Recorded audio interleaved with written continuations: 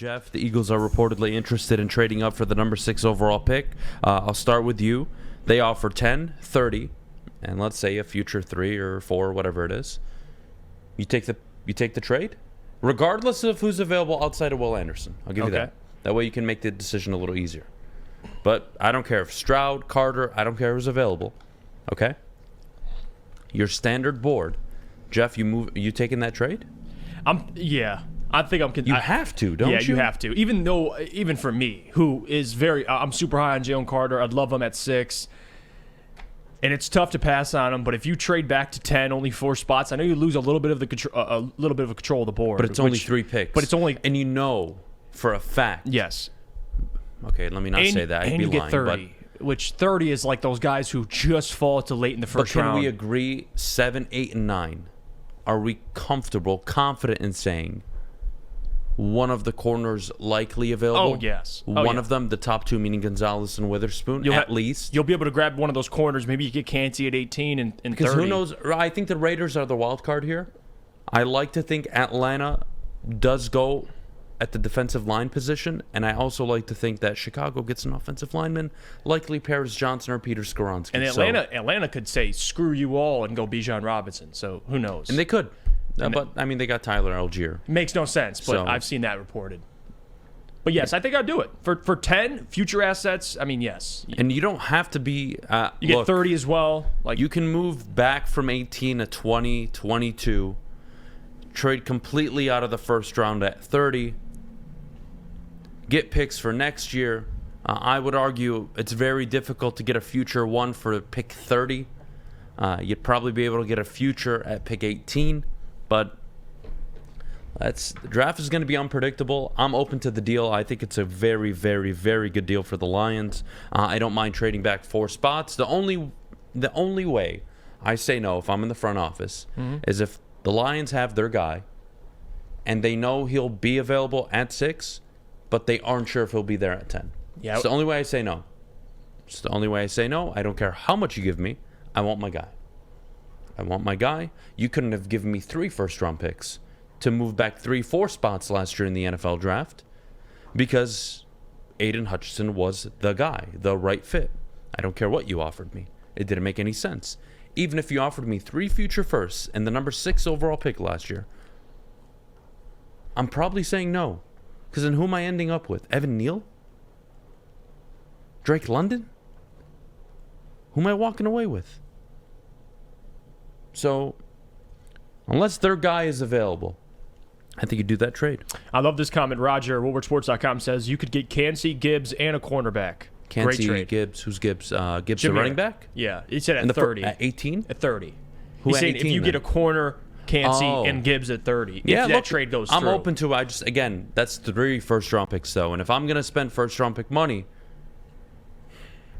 I mean, I really think Hendon Hooker at 30, if he's going to be available. Could be a good one, too. I think that's something you consider just because of the 5th-year option, right? Yeah. You have to value pick 30. Or you find a team that wants to trade into the first round to get a quarterback, and you try to secure a future one. That would make sense to me. I don't see them selecting at 30, and Brad Holmes kind of gave you that message last year. Hey, I'm picking at 2 and 32. I'm not fucking waiting till 32 to take a player. There's only like 8, 9, 10, 8, 9, 10, 11 guys really on our board that we love and would love to have within the top 15. I'll move up.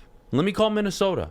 I'd rather get my guy than sit there at 30 and walk away with who? I don't know who's going to be available. And every year, of course, he can go do a redraft and find guys in the 2nd, 3rd, 4th, 5th round that should have been first-round picks based on how good they were year 1. Sure, fine. Brad's got a couple of those. But the point is, if I'm going to move back, it's got to be for a very good haul. And it means that I'm not in love with anybody at 6.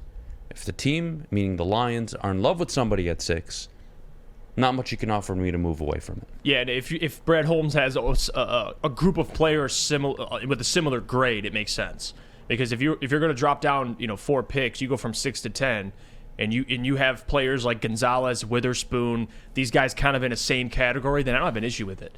But if there's a drop-off, if Jalen Carter's there and they have Jalen Carter significantly higher than any other player, as much as it's intriguing to trade back, to me, at least with the Lions right now, they're in win now mode. I would rather just take the best possible player. But if Brad has a couple players in a similar grade, then yeah, trade back. Go back 4 spots, get the player you wanted anyway, and then you get in more picks as well. It makes the most sense. I still think pick 30 is very valuable. If you ask the Eagles if they could redraft the Jalen Hurts draft all over again, you bet your ass they would have gave up a second or a future. They would have given up anything to draft him at the end of the first instead of in the second round early, because of that 5th-year option and how valuable that is. And I'm sure there are going to be teams this year that are thinking about a quarterback, depending on how the board shapes up, where you could possibly trade out of the first round because somebody wants that pick.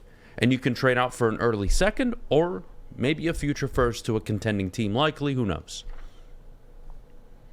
That's how it could work out. Steve-O says, win now mode. It's easier said than done when you haven't won a playoff game in 31 years. Win now mode. What does that mean? I don't get it. The Lions are in win now mode. They upgraded their secondary in the offseason. They signed David Montgomery. Yeah, they have 4 picks in the top 55. This is a team that, regardless of who they draft this year, should fucking win the division. Yeah, no excuses. I was going to say, I'm not sure. The last 30 years has nothing to do with this season coming up. It's still win now mode. That doesn't even make sense. But what's win now mode for you guys? What does that mean? What's the pick? What's the pick that says win now mode, or we're a bunch of pussycats? I mean, I don't really know, because in Brad that's why I'm asking. Answer this question: are the Lions not in win now mode? That's what I was thinking as well. What does that mean? Aren't we in win now mode? That doesn't really make any sense. I like to think so. Yeah, that makes no Will sense. Anderson equals win now. Well, buddy, he's probably not going to be available. I don't know. And if he is, great, take him. But you wouldn't trade back 4 spots, likely to get the same player you would take at 6? Depending on, again, what you believe, what you don't believe. The odds makers say it's a corner. So if it's a corner, you'll probably still get one of the 2 best ones coming out. Now, if you're not comfortable waiting till 10, be my guest, stay at 6. Like I said, if you have your guy, don't move off of 6. I have no problem with it at all. No problem with it at all. We already knew going into this draft that they were in win now mode. That's what I'm saying. Yeah, I'm not. There's nothing new here, right? No. The only move that wouldn't infer they're in win now mode, partly, would be drafting a quarterback. I guess even then, they're still the division favorite. So I don't know. And they still have the 18th overall pick and 48 and 55. Yeah, you still need guys that can. It's not even like Will Anderson's a win now move, but Christian Gonzalez is not. You know what? You can throw this poll in the chat if you don't mind. They're all moves. No, and, what? And we can answer it later. I'll give it some time to just digest with everybody at home. But my question's going to be, if you had to, I'm not giving you any other choice, okay? If you had to live with one quarterback being taken, would you live with Will Levis, and I'm talking about pick 6 here, Will Levis, Anthony Richardson, C.J. Stroud? Those are your options. I'm telling you, in a hypothetical world, the Lions take a quarterback at 6. You don't have a choice. It's going to happen. Which one do you live with? And we'll bring it up why that's important probably around 8:45, 9 o'clock, okay? So to continue the conversation, the Lions are in win now mode, guys. They are in win now mode. Are you really going to call it a loser mentality, trading back from 6 to 10 and acquiring an additional first-round pick? That doesn't really make sense to me, especially if you're not in love with the guy who's going to be available at 6. Now, if you think Christian Gonzalez, Devin Witherspoon, if that's your guy, take him. Jalen Carter, take him. I'm not going to sit here and judge you. Especially if that's your guy. And if that's your guy, you stay there. You don't trade back. You don't take the risk of him not being there. I'm okay with that. And then you can move up from 18 if you want to make another move. I don't care. But to suggest that moving back 3 spots, technically 4, excuse me, is somehow telling your fan base, hey, we're in a rebuild again. We're just going to trade back 4 picks. I find that ludicrous. That's a huge, huge generality here. Just going to lump in, it's a loser mentality to trade back. Really? I've seen the GM trade up. I've seen him nail picks. I've seen him miss on picks in the later rounds. No problem. I'm going to call the Lions losers because they trade back from 6 to 10.